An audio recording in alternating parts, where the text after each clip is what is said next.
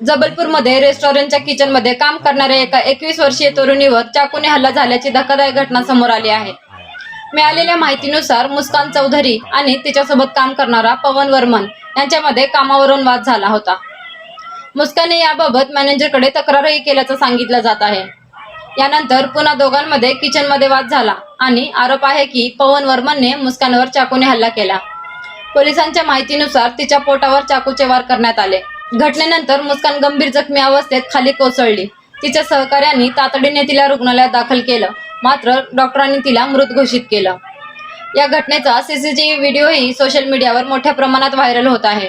व्हिडिओमध्ये घटनेनंतर आरोपी हातात चाकू घेऊन घटनास्थळी उभा असल्याचा दावा करण्यात आला आहे। पोलिसांनी पवन वर्मनला अटक केली असून या संपूर्ण प्रकरणाचा तपास सुरू आहे। कामाच्या ठिकाणी झालेला साधा वाद इतक्या टोकाला जाऊ शकतो की एका कुटुंबाने आपली मुलगी कायमची गमावली। ही घटना नक्कीच हादरवून सोडणारी आहे। या प्रकरणातील अंतिम सत्य तपास आणि न्यायालयीन प्रक्रियेनंतर स्पष्ट होईल। धन्यवाद।